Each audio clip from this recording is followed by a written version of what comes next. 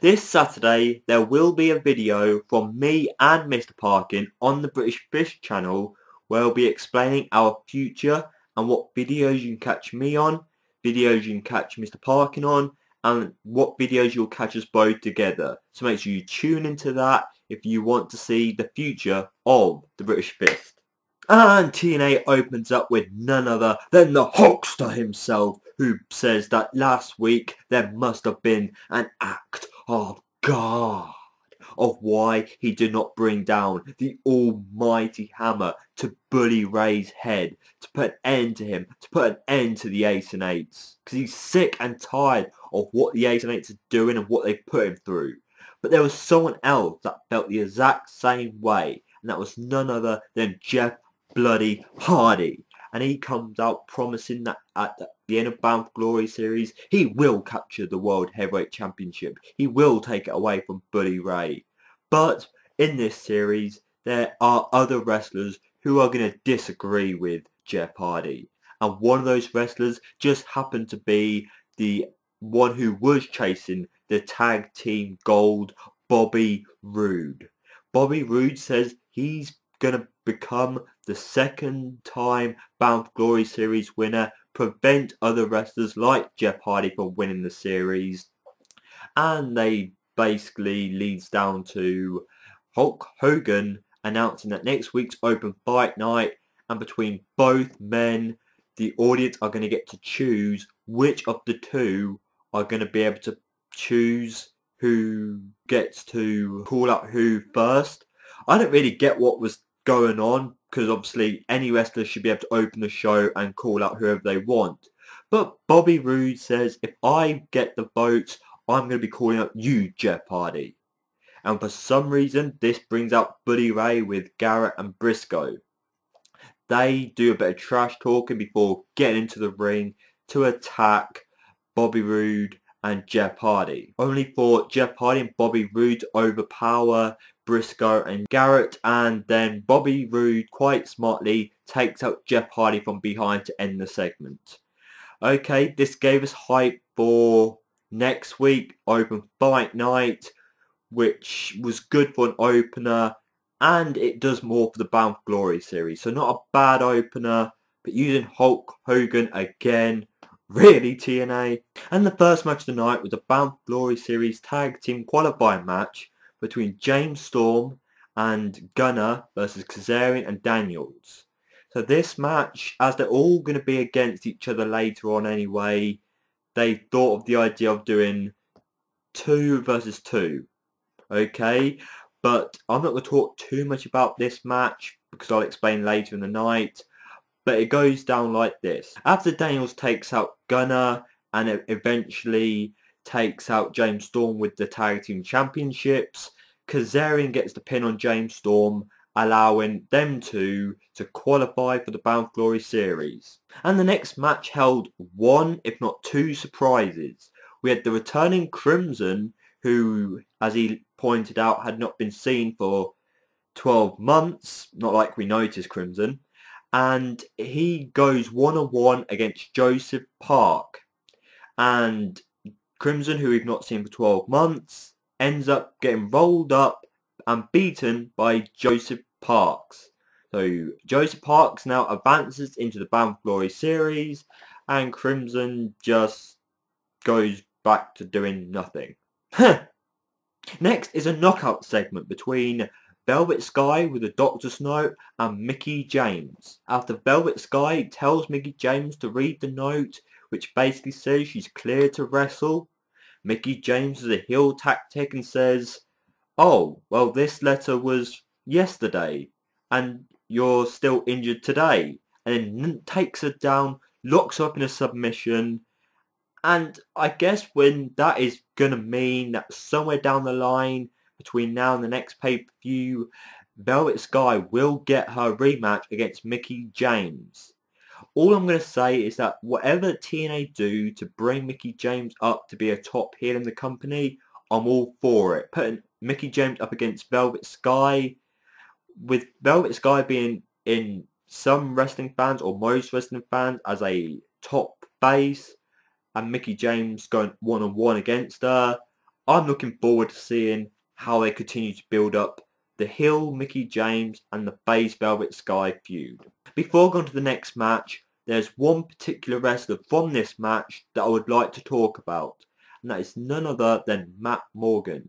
He cuts a promo saying that Sting was struggling to beat him and how Matt Morgan should be fighting for the championship and shouldn't need to go through this Bound for Glory series. But if TNA weren't so high on Sting, you know, lovely jubbly, we've got to make Sting happy storyline-ish rubbish thing they keep shoving down year after year on us, Matt Morgan, I do believe, should be in a higher place than where he keeps falling to or being held to. But this brings us on to the match, which backs up a little bit.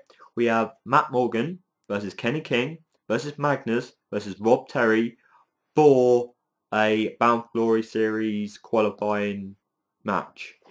And it comes down to, cause it was a good match, I'm not going to lie, there was many good spots. Like one of my favourites was Matt Morgan doing his kick.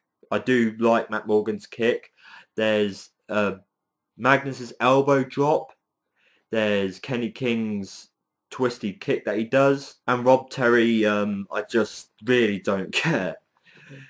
And it comes down to, for some reason, the right guy won in my opinion, even though it was a battle between Matt Morgan and Magnus, but Magnus ends up pinning Kenny King.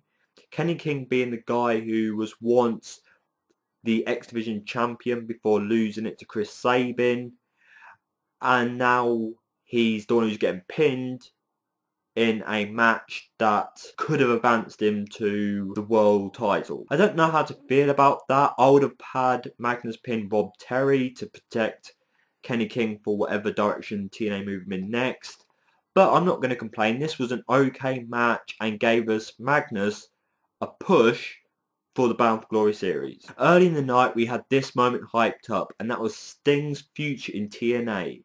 He goes on to talking about how he went into Slammiversary fighting for the World Heavyweight Championship, able to take down Buddy Ray, but the fact that there was no TNA roster there to protect him when the Aces&Eights got involved, even though my opinions are Sting's able to take up the Aces&Eights out on his own, so we don't really believe that he needed the help, but for storyline he did. And he goes on saying that the Aces&Eights feel like more of a family than Sting does at this moment in time. But this brings on the big surprise of Sting's promo. He's going to be recreating the main event Mafia. I don't know who's going to be in it. Maybe we'll get Ric Flair, Rob Van Dam and Jeff Jarrett. I don't know who he's thinking. But this is going to be a big thing for Sting's future to build up a faction, to go in a faction versus faction with the Aces&Eights. Forget about the Sting and Hogan feud. That was just teased and gone. We've now got Sting with his faction forming versus the Aces&Eights. Let's just wait and see how they build this up. Come on, team. You tell me. I'm so excited. I just can't hide it. I know, 'cause tonight was the return of the great and very exciting, very entertaining, oh, what the hell am I saying? Eric Young returned after hyping up for mentioning or advertising his fishing show, which is called Off the Hook. Very creative, fishing off the hook, ha ha ha ha. And he mentions that he's getting quite excited for his match against Austin Aries. And this was yet, I don't know why Eric Young deserved this, but a Bound for Glory series qualifying match. Let's just try and think who won this. Just give me a second. We have one guy whose character was teased to change, but then it didn't change, and he's still this in the ring, twiddling, twirling with ODB. Or we've got a guy who was once in the main event, tag team, and because of the result of this match, going back towards the main event again. Austin Aries won. Who are you surprised? Raise your hand. No one?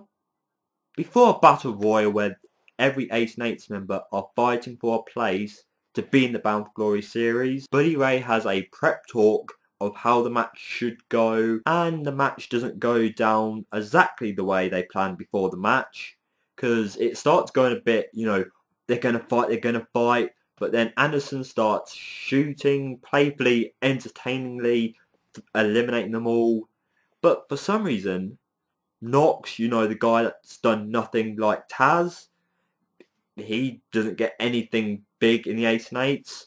But Doc's the one who thought, nah, I'm not allowing you to just eliminate me like that, and starts fighting Anderson when they're the final two. But luckily, Anderson still managed to eliminate Doc, and then there's the whole frustration and anger backstage of, you know, I want to step up, I want to prove that I'm a true member of the Aces&Eights. And then Doc promises that at the end of tonight, he will take out AJ Styles for not joining the Aces&Eights. Main event time, which was Angle versus AJ Styles, the rematch. And earlier in the night, we had the video packages of Rampage Jackson and the Angle segment from last week.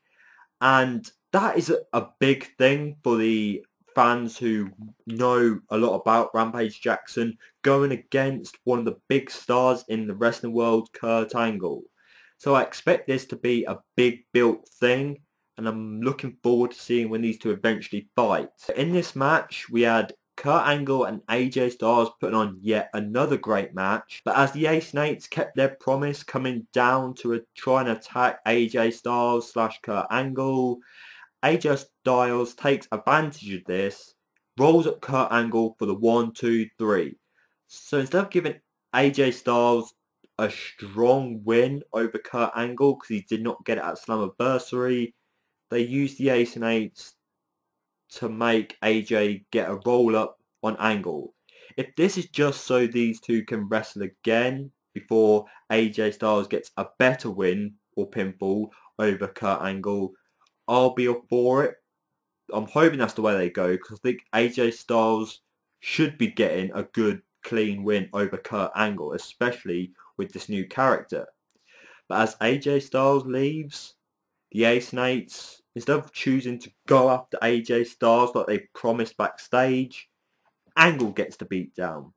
But during this beatdown, out comes Rampage Jackson with this big chain he had, starts going after the Aces&Eights, and that's roughly how it ends. They try surrounding the ring to hint beatdown stuff, but maybe there'll be a tag match next week. I don't know where they're going to go with this, but Angle and Rampage Jackson for 1 week were on the same page. Like I said, I'm looking forward to the build of a possible Angle and Rampage Jackson feud. So for the main event, it was involving the Aces&Eights, which I think spoilt it. But the fact that they have different ideas going, AJ and Angle rematch, Rampage Jackson and Angle versus the Aces&Eights, I think it was a good finish to the show for that purpose more than the Aces&Eights involvement. Now before I clear up the show, I'm going to have a quick rundown of things I missed. We have most of the big tag team names qualified for the Bound for Glory series. So now what does this mean for the tag team feuds building up? Are we going to get one? Is there going to be a tag team involvement? Then there was a Chris Sabin video package which got me interested. He's doubting that he's wanting to take the chance of losing his X Division Championship for the World Heavyweight. Tell me what you think Chris Sabin should do in the comments below, because everyone has different opinions. Are people really going to be talking about the Bound for Glory series from this show, or Sting's Mafia versus the Aces&Eights? I think that might just steal the show a bit. But people, please share your thoughts of tonight's TNA show in the comment section below, and please tune in for SmackDown and then the big announcement on Saturday before Payback on Sunday. Thank you very much, people, and from me, NJ, in a pretty smart shirt, goodbye.